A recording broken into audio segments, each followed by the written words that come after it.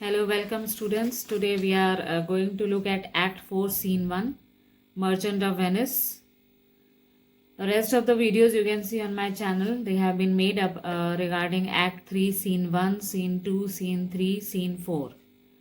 Act 3, Scene 5 I haven't still made. That will be made very soon. So let's start with Act 4, Scene 1. This scene takes place in Venice, a court of justice where all the people have gathered. Like the Duke is there, then some merchants like Antonio, Bassanio, Graciano, Celerio, and others are also present. So Duke says, "What is Antonio here?" He is asking that, "Where is Antonio?" Antonio says, "Ready, so please your grace." So Antonio says, "I am ready, sir, and if it pleases your grace." Duke, I am sorry for thee, thou art come to answer a stony adversary, an inhuman wretch, incapable of pity, void and empty from any dram of mercy. So Duke is feeling sorry for Antonio and saying that I am sorry for you. I feel very sorry for you that you have to come to the court in order to face such a cruel Jew who doesn't have any feeling of humanity, and he is void. That means he has no feeling of humanity in him, not even a pinch of mercy inside him. So he doesn't have any feelings. Antonio, I have heard your grace had taken great pains to qualify his rigorous course, but since he stands obdurate and that no lawful means can carry me out of his envy's reach, I do oppose my patience to his fury and am armed to suffer with a quietness of his spirit the very tyranny and rage of his. Antonio said that I have heard that you had taken great pains along with some of our other merchants also in order to convince that Jew, Shylock, so that he may become moderate in his actions, but he has been an obstinate person and he doesn't want to listen to anything. And so I cannot do anything except for accepting whatever his fury is. So I have to be patient to whatever fury he is throwing on me, and I have to carry on and face his you can say dangers of envy. I can only face his anger with my great patience. So I am prepared to suffer whatever is there in front of me. The very tyranny and rage of his rage is anger. So he says, whatever cruel actions he wants to take against me and whatever his anger is, I am ready to face it with all my patience. Duke, go one and call the Jew into the court. Then the Duke asks one of his members to go and call Shylock. Celerio, he is ready at the door. He comes, my lord. Celerio says he is already at the door and he is coming. Enter Shylock. Duke, make room and let him stand before our face. Shylock, the world thinks, and I think so too, that thou but leadest this fashion of thy malice to the last hour of act, and then its thought, thou'll show the mercy and remorse more strange than is a strange apparent cruelty, and where thou now exact the penalty, which is a pound of this poor merchant's flesh, thou wilt not lose the forfeiture, but touch with human gentleness and love forgive a moiety of the principal, glazing an eye of pity on his losses that have of late so huddled on his back, enow to press a royal merchant down and pluck commerciation of his estate from brassy bosoms and rough hearts of flints, from stubborn Turks and Tartars never trained. So Duke then he says to other people that give him some place and let him stand in front of us so that he can stand face to face in front of me. Then he talks to Shylock that Shylock, I think that you are keeping up this arrogant nature and the cruelty in front of us so that at the end of the proceedings you will show mercy. And I know better that you will show mercy at the end in an unexpected way. And this mercy and remorse will appear more strange than the strange behavior that we are showing now. So while now you are insisting upon taking the penalty, that is a pound of flesh from this poor merchant Antonio, upon which such a loss, heavy loss has fallen upon, and you will not only leave the penalty but also forgive the amount of the forfeiture against Antonio. So you will do so because you will be touched with human gentleness at the end, and this will be a great surprise for all of us. You will look with pity upon the losses that this merchant is going through, and I know that looking upon his losses, you will be considering his estate, and then you will show great mercy. And this type of losses that Antonio is going through, and the condition and through which he is passing through, is such a condition that it can even move the hearts of the Turks and Tatars who have brass, you can say their hearts made up of brass. The Turks and Tatars are the very cruel persons. Even their heart will be moved by seeing the losses of Antonio. So we expect a great lot of mercy from your side. Because he says that we expect that, like the obstinate Turks and Tatars who are never received any training in expressing sympathy, they will also be moved by seeing the current situation of Antonio. So we expect a kind answer from you, Shylock. Then Shylock says, I have possessed your grace of what I purpose, and by our holy Sabbath have I sworn to have the due and forfeit of my bond. If you deny it, let the danger light upon your charter and your city's freedom. You'll ask me why I rather choose to have a wage of carrion flesh than to receive 3,000 ducats. Shylock says, see, I have already told you my purpose, and I am adamant on it. I am adamant, and I want to have my bond, the amount or the pound of flesh that I have told you already, because I have taken an oath on the Sabbath day, that is the seventh day of the week, and so I am adamant, or I am fixed on my determination that I will have to have my bond after the forfeiture of the bond. So if you deny it, whatever I have pleaded in front of you, if you deny it, it will be a great, you can say, disgrace to the freedom of the Venice city as well as the honor of the city. Now you will be asking me, what will I do with such a useless human flesh, which is of no use for me, instead of taking 3,000 ducats? I'll not answer that, but say it is my humor. Is it answered? What if my house be troubled with a rat, and I be pleased to give 10,000 ducats to have it banned? What are your answer yet? Some men and there are love not a gaping pig, some that are mad, if they behold a cat, and others when the bagpipe sings it knows, cannot contain themselves for affection, mistress of passion sways it to the mood of what it likes or loathes. Now for your answer, as there is no firm reason to be rendered why he cannot abide a gaping pig, why he a harmless necessary cat, why he a woolen bagpipe, but of force must yield to such inevitable shame as to offend himself being offended. So can I give no reason, I will not, more than a lodged hate and a certain loathing I bear Antonio, that I follow thus a losing suit against him. Are you answered? Then Shylock further says that I'll not answer to this thing, as you will be asking that instead of taking 3,000 ducats, what would you be doing with such a useless human flesh?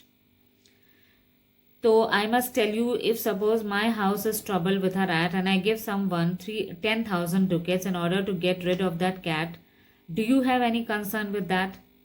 I don't think that there is any concern of yours against my giving 10,000 ducats to any person to get rid of rats.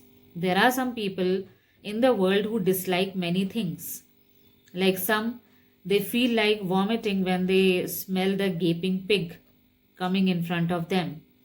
Some people, they go mad when they see a cat in front of them.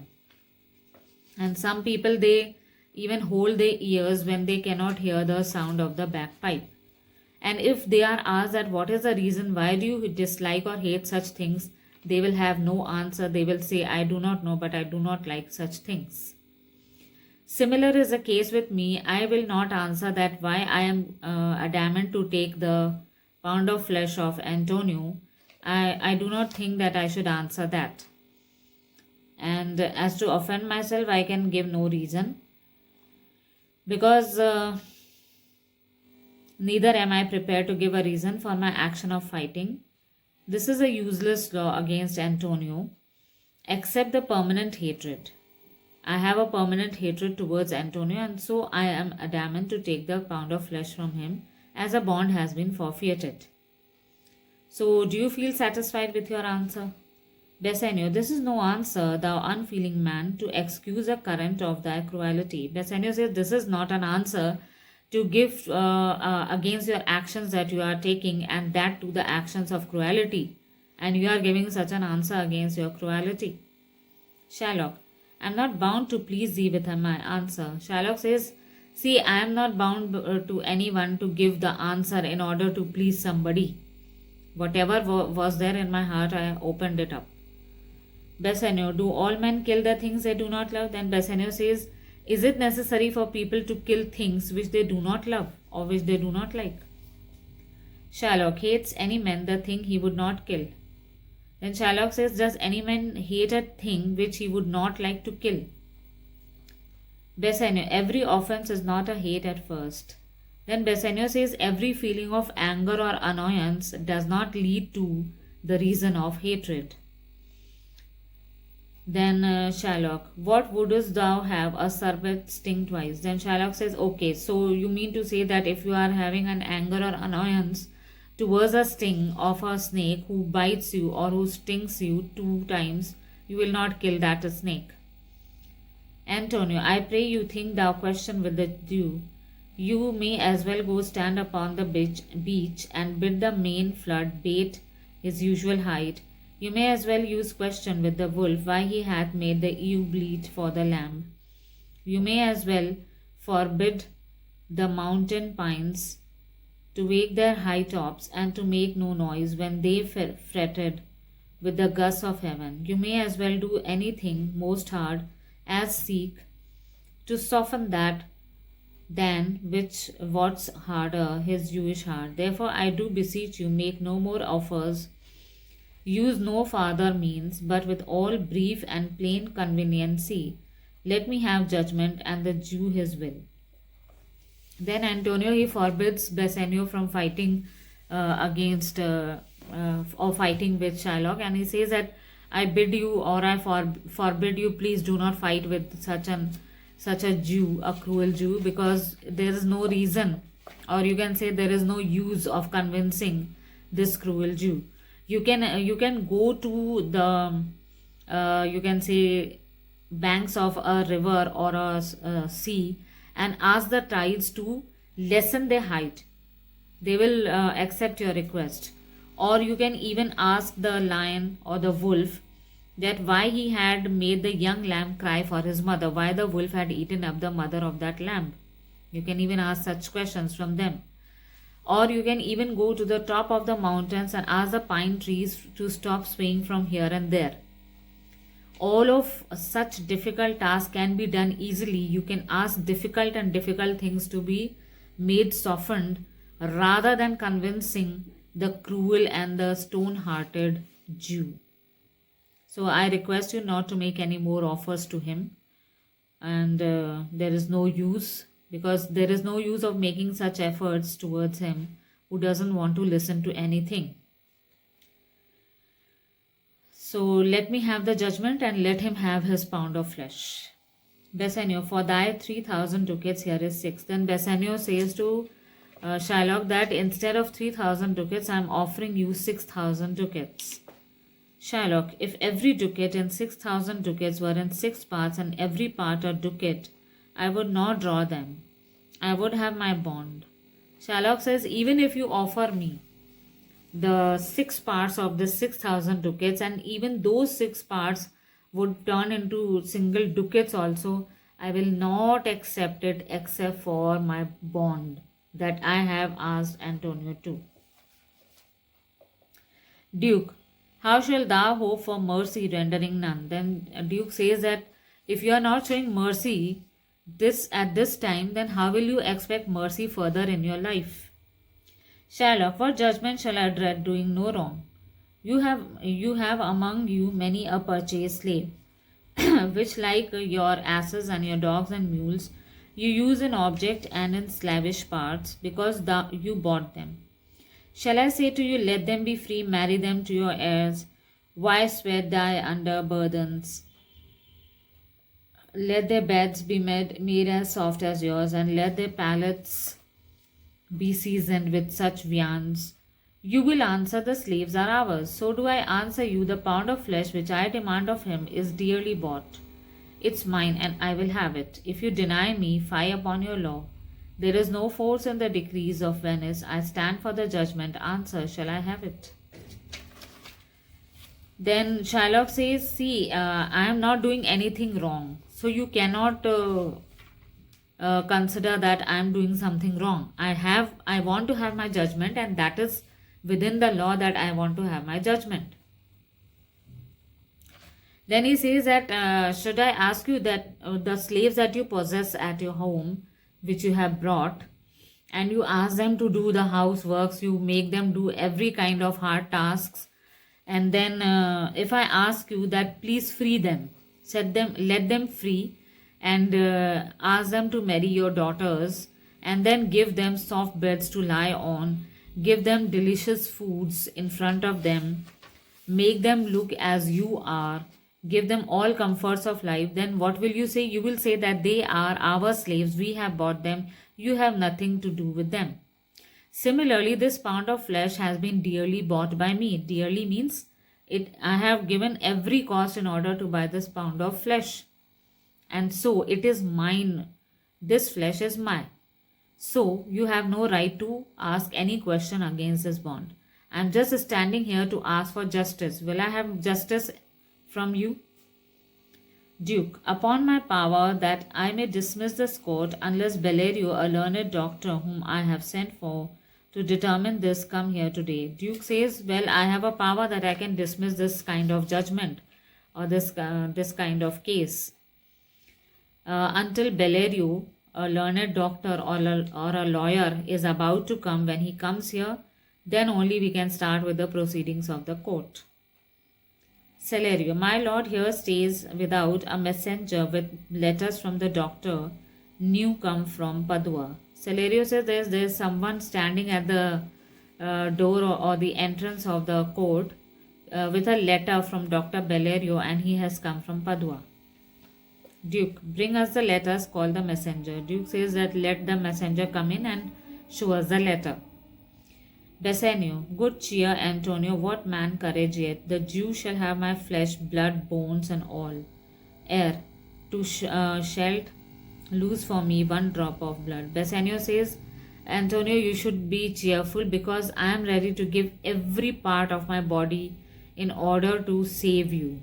I can give my flesh, my blood, my bones, everything I will give to this Jew in order to save you, but I will not make you suffer any harm. Antonio, I am tainted wether of the flock. Meetest for the death, the weakest kind of fruit, drops earliest to the ground, and so let me. You cannot better be employed, Bassanio, than to live still and write mine epitaph. Then Antonio says, see, I am a diseased sheep of the flock who is about to die. And even a rotten apple is the first one that falls from the tree when it has become rotten, or it is worse from inside.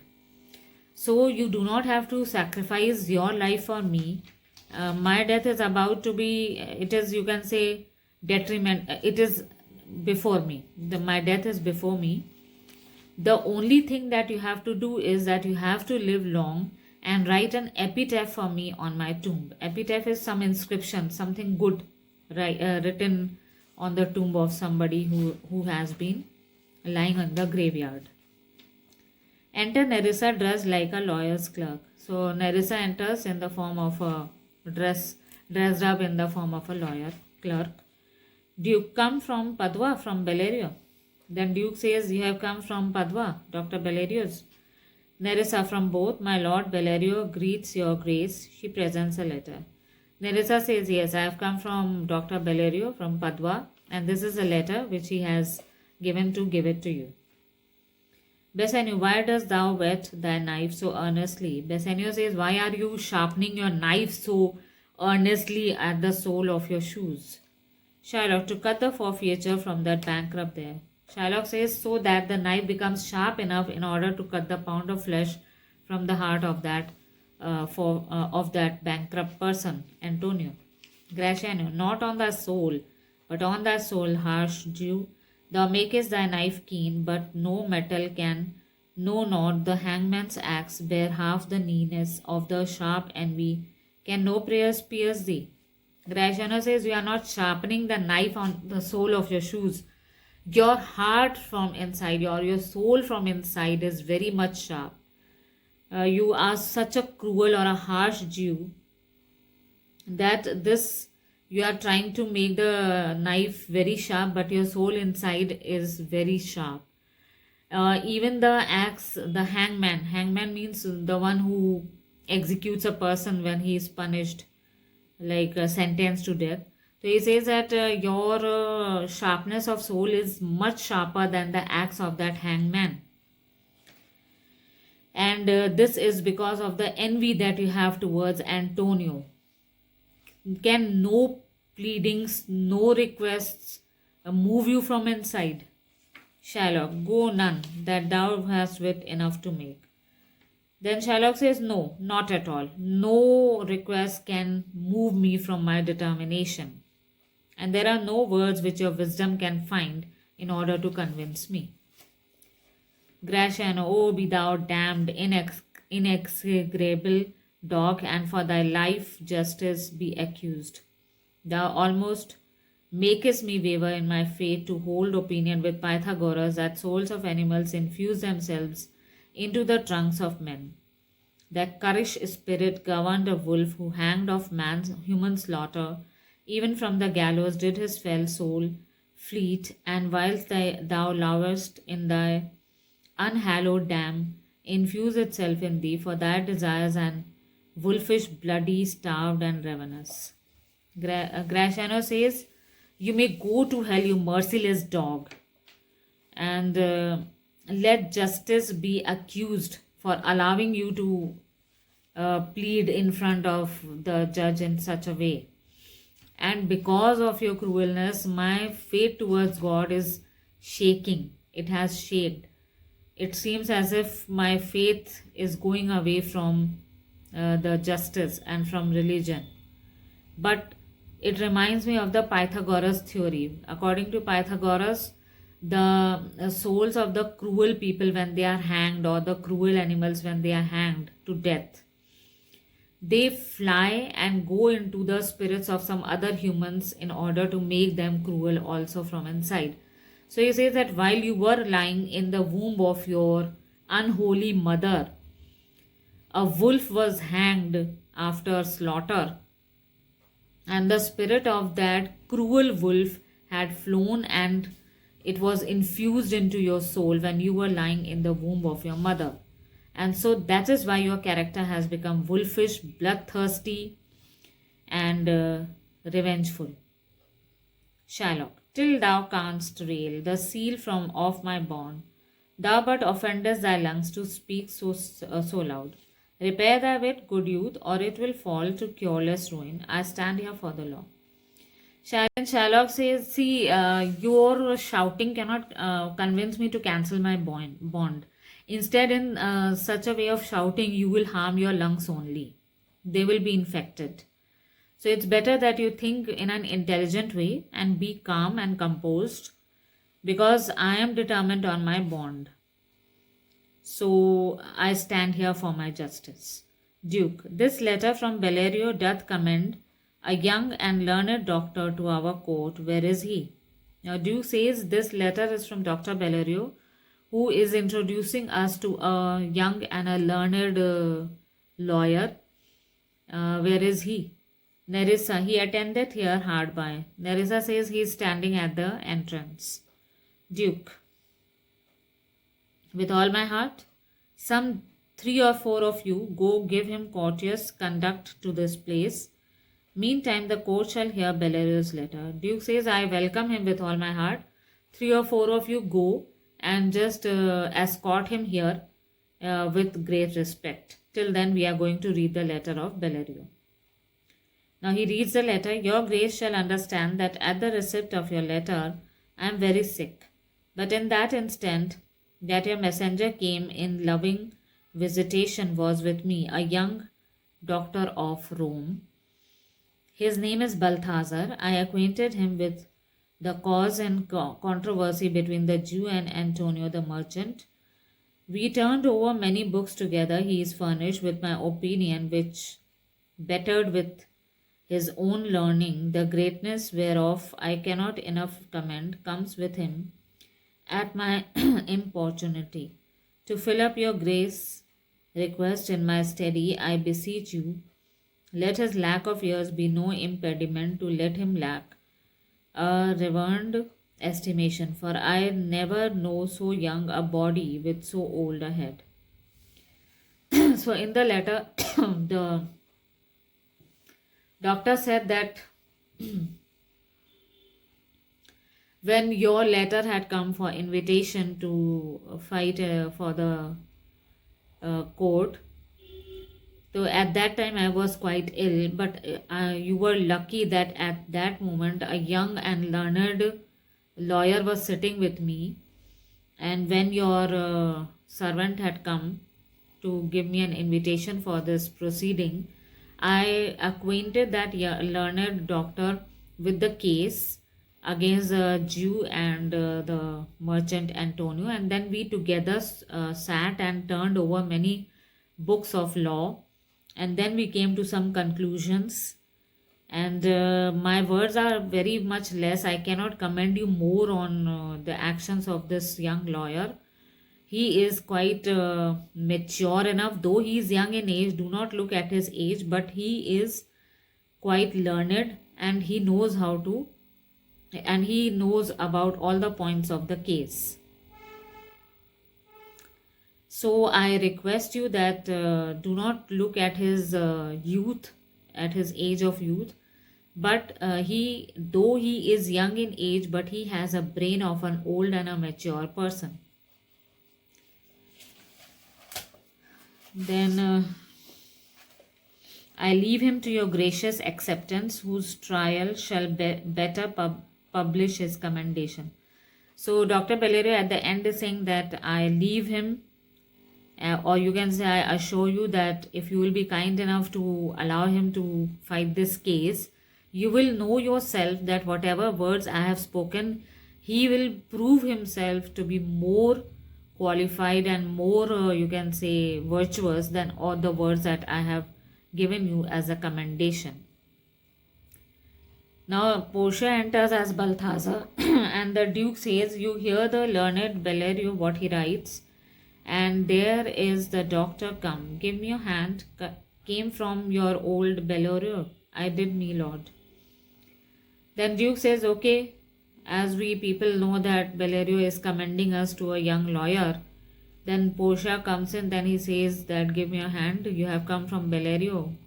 Portia agrees to that. Duke, you are welcome. Take your place. Are you acquainted with the difference that holds this present question in the court? Duke says you can take your place, and are you well acquainted with whatever is happening in the court, what proceedings are there? Portia,